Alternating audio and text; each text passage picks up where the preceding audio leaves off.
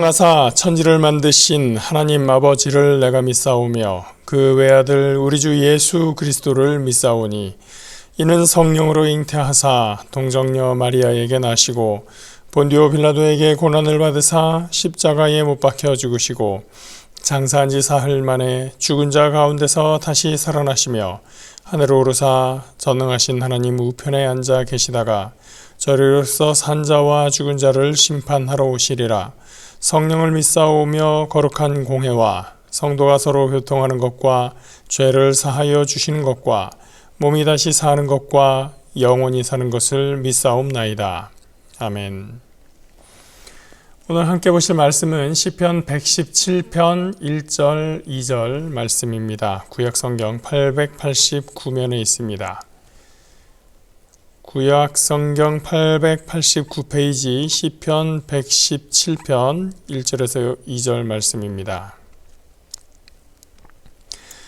너희 모든 나라들아 야훼를 찬양하며 너희 모든 백성들아 그를 찬송할지어다. 우리에게 향하신 야훼의 인자하심이 크시고 야훼의 진실하심이 영원하미로다. 할렐루야. 아멘. 할렐 시편 다섯 번째 시편입니다. 시편 117편인데요. 이 시편 117편은 굉장히 짧죠. 전체가 지금 읽은 딱 2절밖에 되지 않습니다. 그래서 성경 전체에서도 가장 짧은 장이 어디냐 할 때 정답이 이 시편 117편입니다. 어릴 때 성경 퀴즈 할 때 이런 내용이 나오고 그랬었습니다. 가장 긴 장은 어디일까요? 그 반대편에 있는 게 이 다음에 있는 시편 119편입니다. 참고로 아시면 좋을 것 같습니다. 교회의 상식이죠. 시편 117편은 이렇게 매우 짧기도 하고 또 내용도 보시면 우리한테 매우 익숙한 내용입니다. 그리고 복음성가로도 많이 부르는 그런 가사가 여기에 나와 있죠. 그래서 처음에는 이 시편을 쭉 지나가면서 117편 다 잘 아는 거네, 아주 짧네, 내용도 안 어렵네 해서 그냥 넘어갈 생각이었었습니다. 그런데 시편이 이제 여러 개의 시편이 모아놓은 시집인데 이 짧은 시편을, 그러니까 2절짜리 시편을 왜 여기다 집어넣었을까? 그 시편을 모은 사람들의 생각을 한번 입장을 생각해 보니까 그렇게 빼버릴 것 같고 지나칠 것 같고 그러면 굳이 이 시편을 여기에 둘 이유가 없지 않았을까라는 생각이 들었습니다.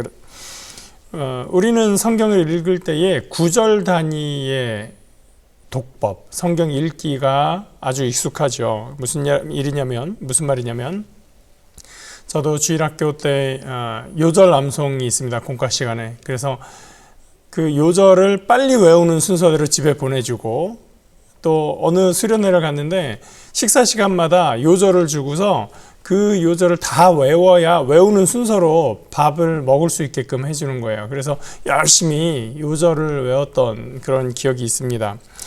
그리고 또 종종 저도 그렇게 하고 있지만 설교를 하다가 어떤 관련 내용이 있는 성경 구절이 딱 있으면 그걸 이제 낭독을 하기도 하죠. 그래서 우리의 그 성경 읽기 방식이 9절 단위로 되어 있다라는 생각을 참 많이 하게 됩니다. 물론 그 모든 것이 다 잘못된 것은 아니죠. 성경을 암송하는 것도 굉장히 중요하고 우리가 말하려고 하는 그 내용에 딱 적합한 성경 구절을 인용하는 것 당연히 할 수 있는 겁니다. 그런데 그것만 하다 보면 실수할 수 있는 것이 뭐냐면 이 성경을 전체로 이렇게 이해하지 못하고 구절 단위로 다른 것도 앞뒤 맥락 다 잊어버리고 요 구절 하나만 생각을 하게 되는 거죠.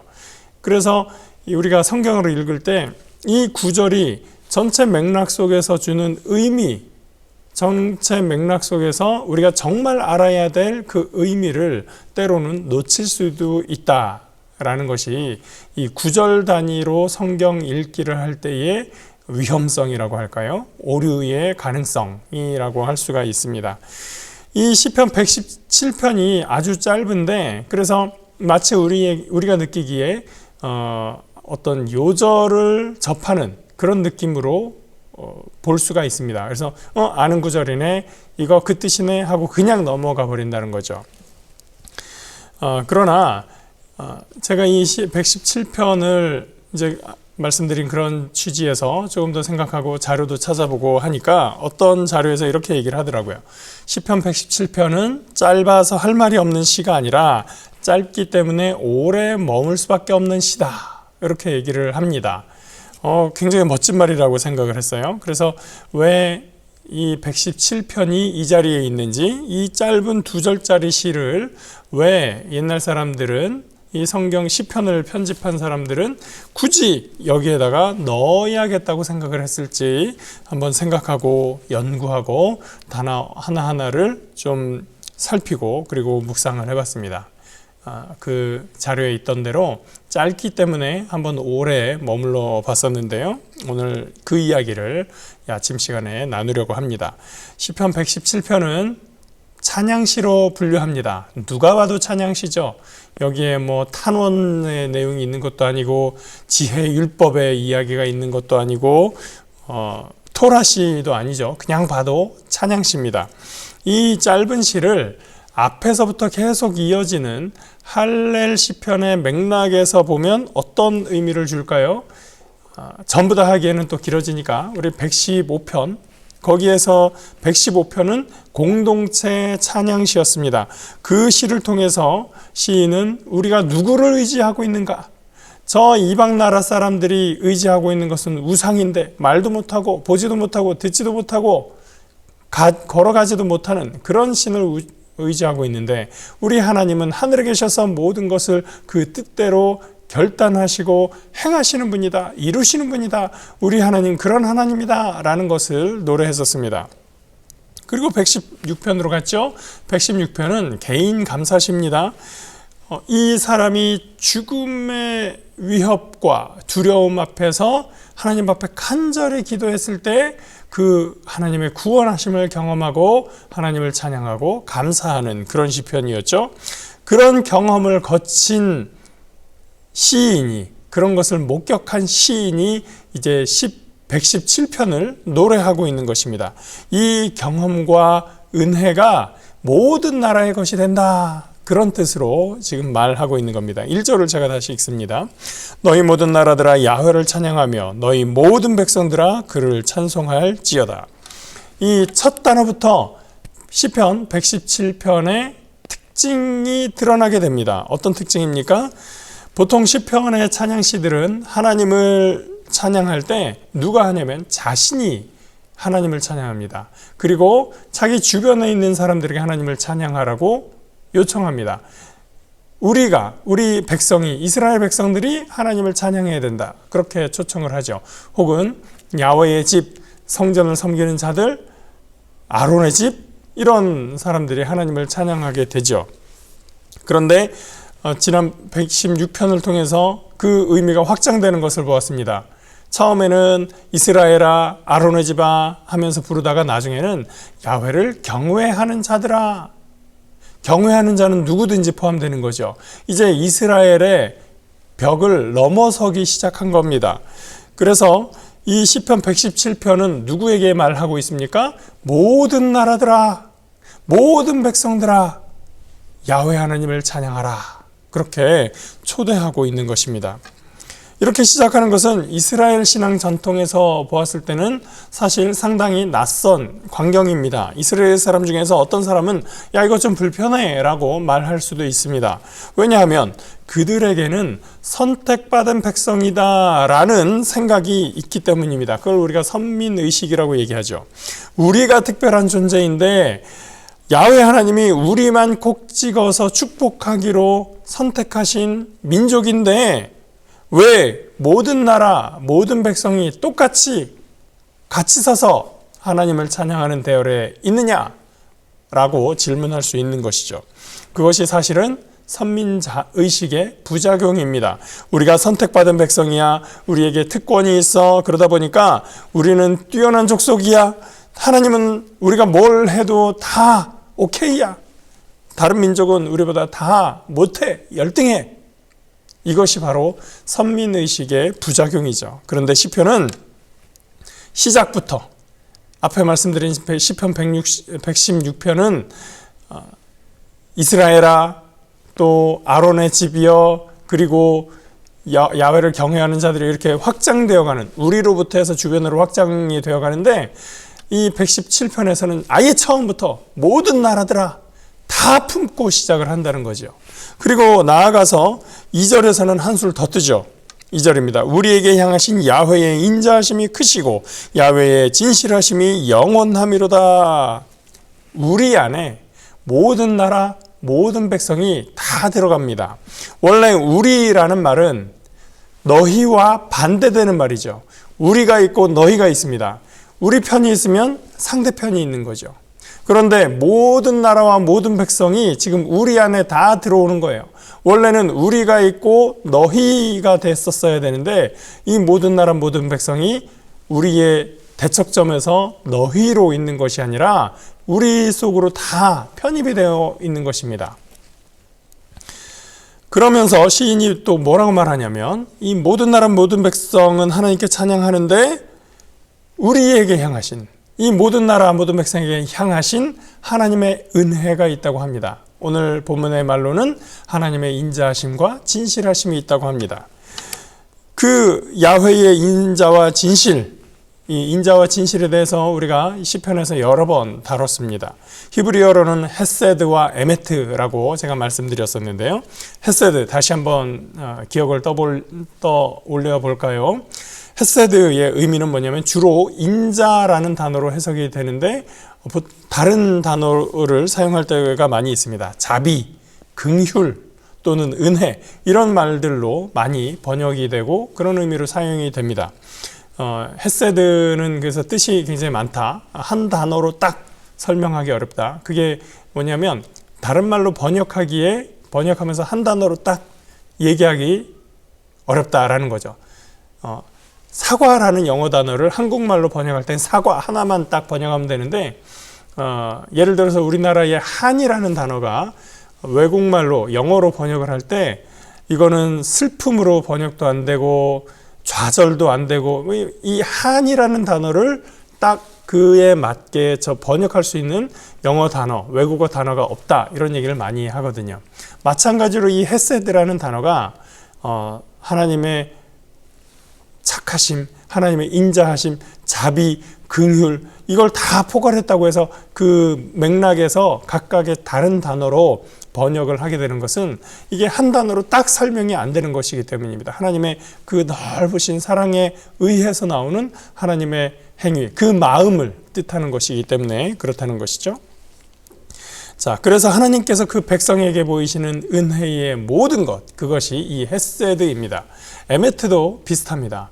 여기엔 진실이라고 번역이 되어 있는데, 그 앞에서 우리가 처음 헤세드, 에메트라는 단어를 가지고, 히브리어 단어를 가지고 설명할 때는 성실하심이라는 단어로 번역이 되었었던 그 구절을 다룰 때 이 헤세드와 에메트를 이야기했었습니다.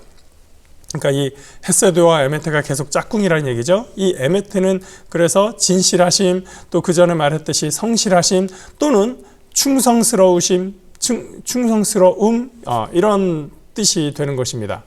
그래서 이 말을 영어로 하면 faithful이라고 하는데, 믿을만하다, 신뢰할 만하다 라는 그런 의미죠. 하나님이 정말 어떤 말씀을 하실 때는 진짜로 말씀하시는 거야. 진실하셔. 그 말은 정말이야, 거짓말이 아니야 라고 할 때의 그런 의미에서의 진실, 하나님이 약속하신 거 꼭 지키셔, 그런 의미에서의 신실하심, 성실하심, 그런 뜻으로 보이는 것이 바로 이 에메트죠.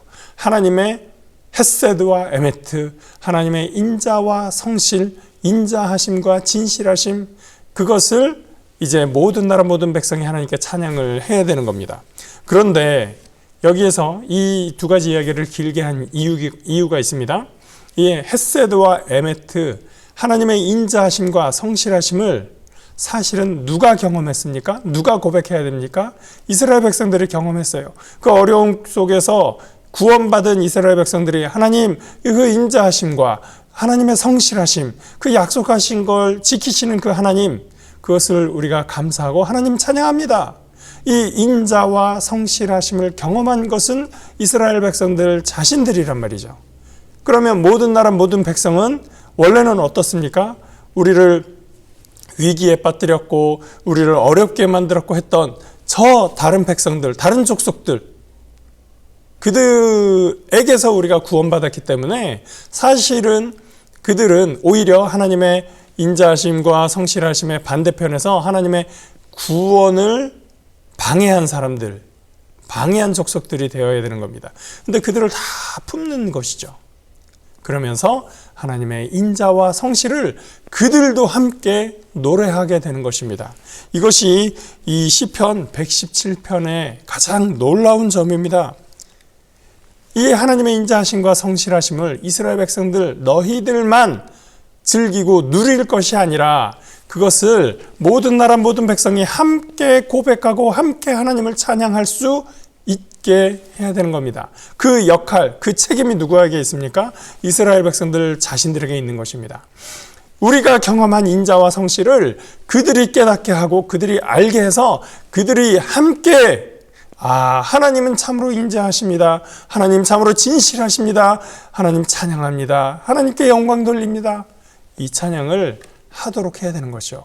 그것은 이스라엘 백성들이 그 구원을 경험한 백성들이 이야기하고 전해주지 않으면 할 수 없는 것입니다. 그 구원하심을 경험하여서 다시 높은 곳에 오르게 된 이스라엘이 이제 주변 백성들에게 너희들 우리를 괴롭혔지, 까불었지, 이제 한번 당해봐라 라고 하는 것이 아니라 우리를 구원하신 하나님, 우리에게 은혜를 주신 하나님, 그분은 참으로 인자하시고 성실하신 분, 인자하시고 진실하신 분인데 그 하나님의 인자와 성실이 이제 너희들에게도, 이제 당신들에게도 전해질 것입니다. 당신들도 이 무리에 함께 있을 수 있습니다 라고 초대하는 것, 그것이 바로 이 117편의 초청인 것입니다.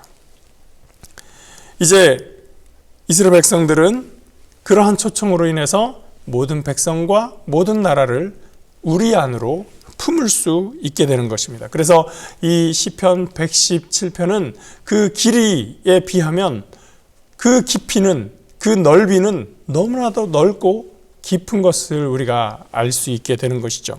자기들만을 중심에 두는 편협한 선민의식을 가지고 있을 이스라엘 백성들을 향해서 당신들이 경험한 하나님의 인자하심과 진실하심을 모든 백성, 모든 나라에게 전하고 증거할 책임이 너희에게 있다라고 말해주고 있습니다.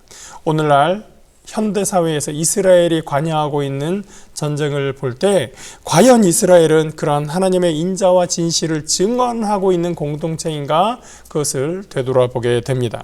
또 이 시편은 오늘날 구원받은 우리들에게도 물어보고 있습니다. 하나님의 선택은 우리에게 어떻게 이루어졌습니까? 하나님의 은혜로 주어졌죠. 이스라엘에게도 이스라엘이 잘나서 그들이 율법을 잘 지켜서 또는 그들이 착하게 살아서 하나님이 그들을 선택하신 것이 아닙니다. 우리의 구원도 마찬가지였습니다.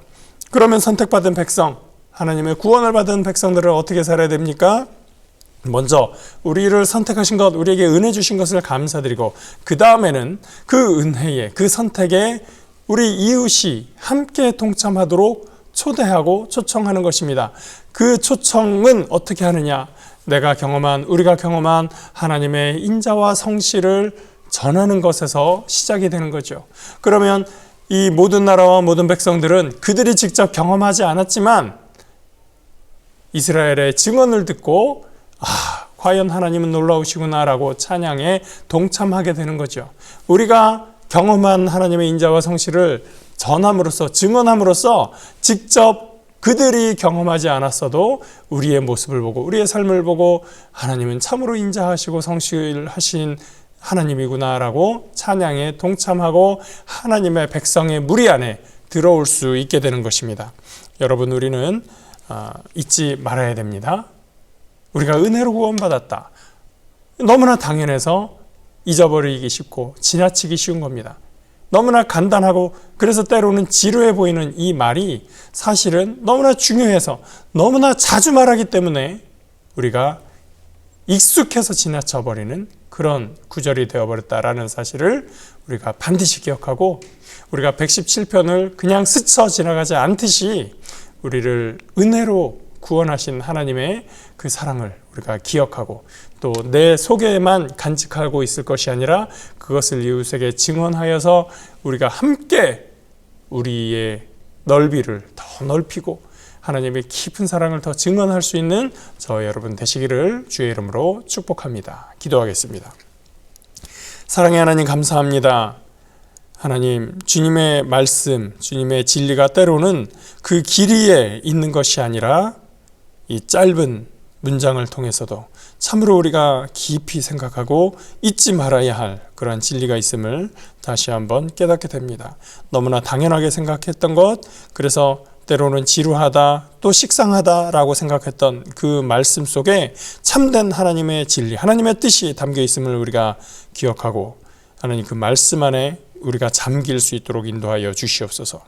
하나님, 우리를 향하여 보내신 하나님의 은혜, 우리를 향하여 베푸신 주님의 인자하심과 성실하심을 온전히 증거하여 우리의 범위가 더욱더 넓어지도록 하나님 우리 함께하여 주시고, 우리 입술에 고백을 하나님 담아주시고 성령께서 우리를 주장하여 주시옵소서.